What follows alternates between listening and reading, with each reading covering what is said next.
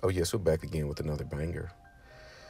So we have come to a conclusion that, yes, dating in the West, whether it's America, Canada, has hit an all-time low, which I've been stated and posted the video that dating was dead. I think I may have done that video maybe last year.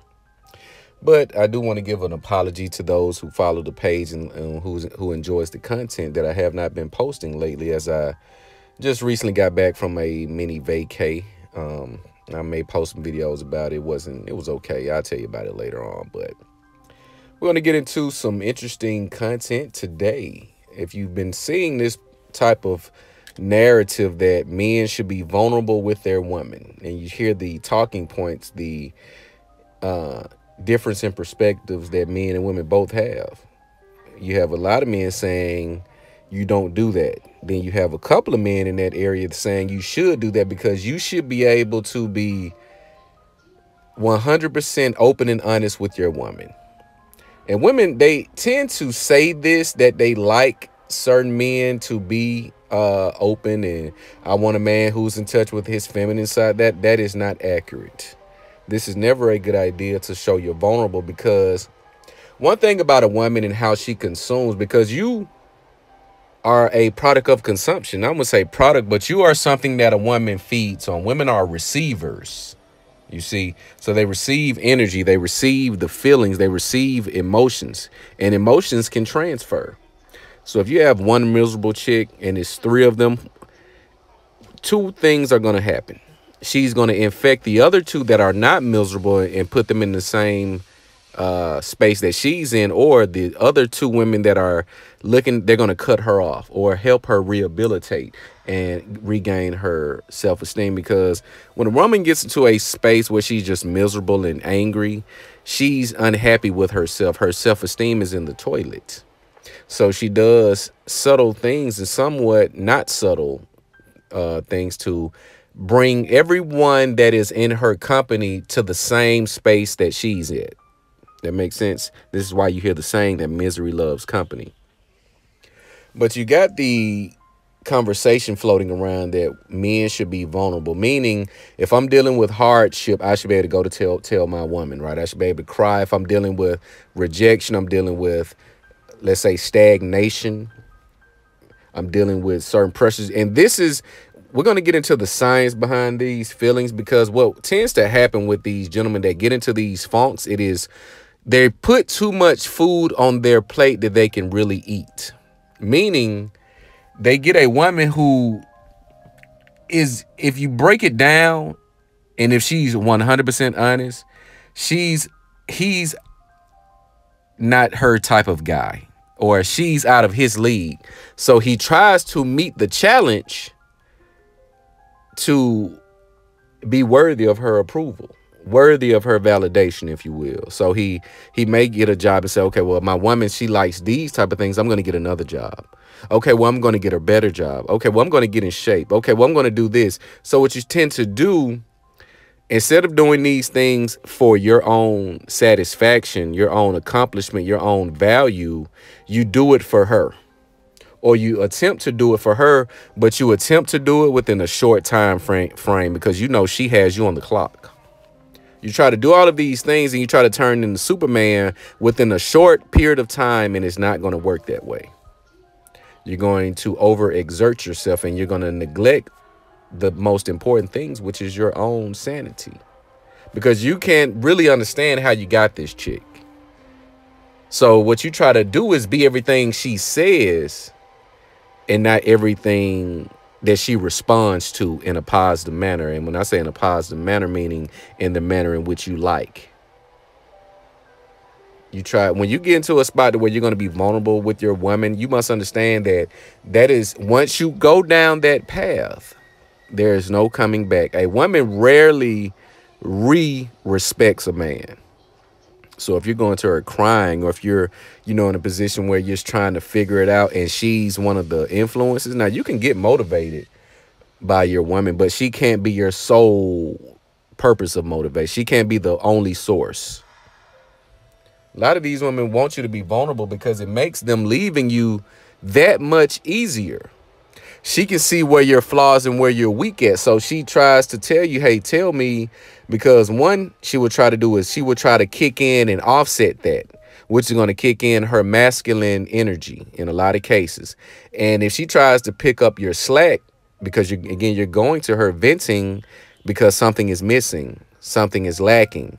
She's going to try to step in and kick in where you're lacking, and that's going to kick in her masculine energy, and that's going to slowly put you on the respect clock.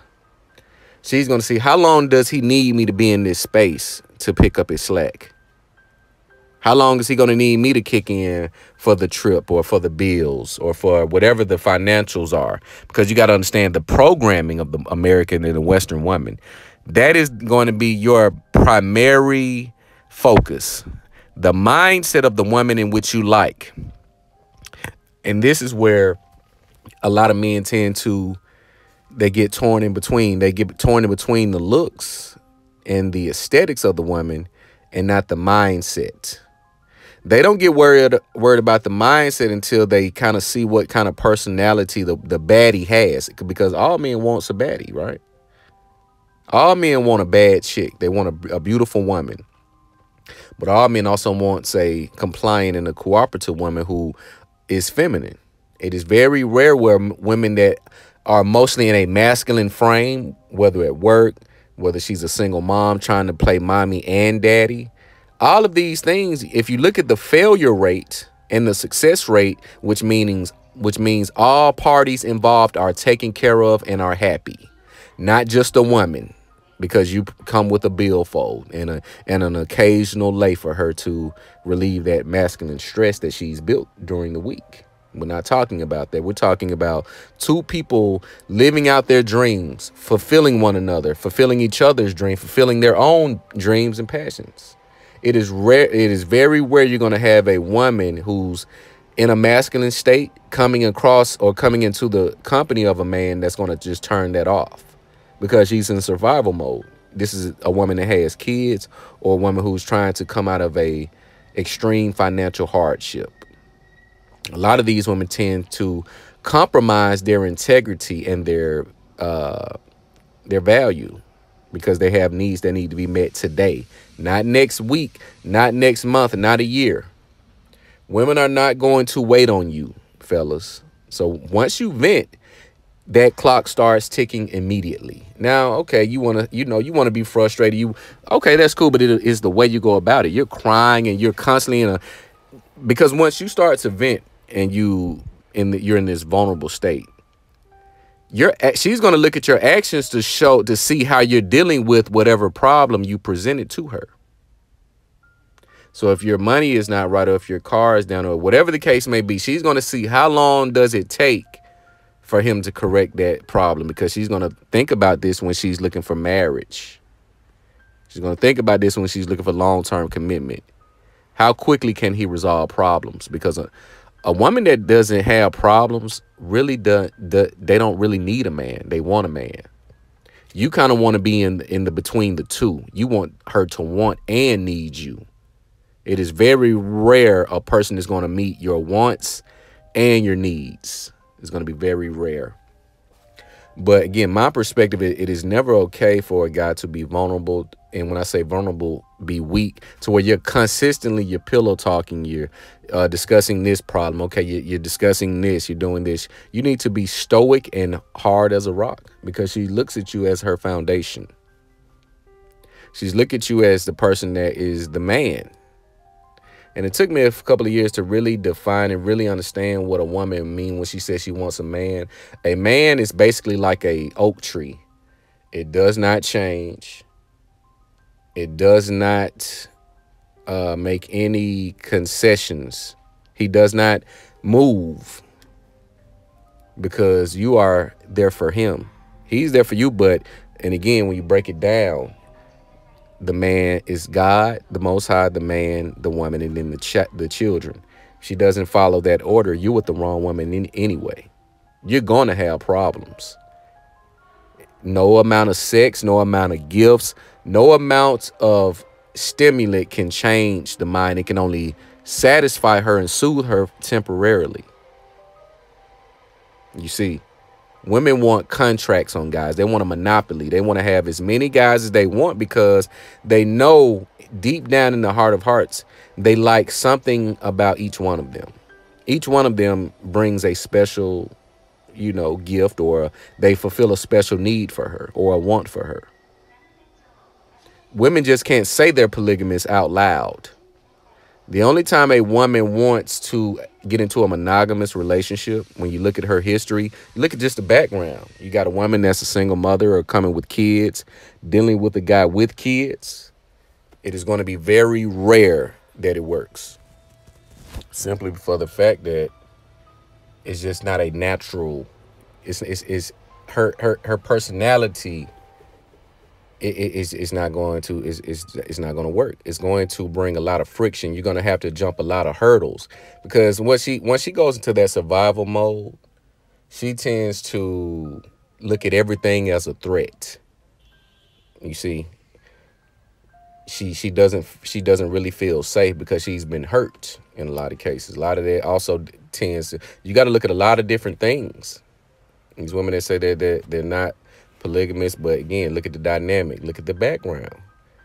Baby daddy, kids, dealing with other guys. You're polygamous. That is polyamory.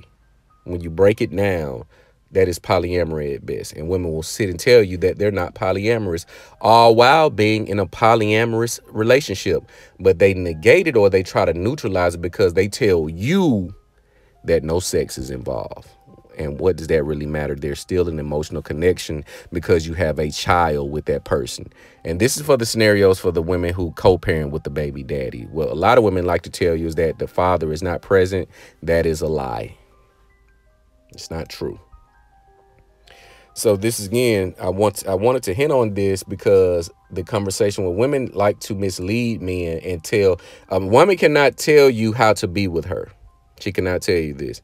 If a woman chooses a man, she chooses him for a specific reason or reasons. You do not go and try to be what she tells you to be. You just be who you are. You try to get vulnerable. You try to show weakness. And I want a man in touch with his feminine side. That is bullshit. The moment she sees that, you're going to be on the clock because she's going to gauge how often does he vent? How often is he crying? How often is he being weak? Because that's all you're being to her is weak. And that pushes her away. Women have openly admitted and said that they can't stand to see a man cry. Women don't like to see men crying. Now, if it's a passing of a loved one, a parent, that's understandable. A child, that is a different connection. But if you're just crying and weak and dealing with life and life is beating you up because you haven't taken control of it, she's going to get turned off eventually, and she's going to go to a man that she deems more masculine than you are. And in some cases that works, some cases it does not. But yeah, I just wanted to touch on the vulnerability piece that I've been seeing with these relationships with women saying, be feminine with me, be soft with me, open up. No, do not follow the advice of women when it comes to whatever they say do, you do the opposite. Be a nice guy? No. Take me on dates? No. You do the opposite. You see.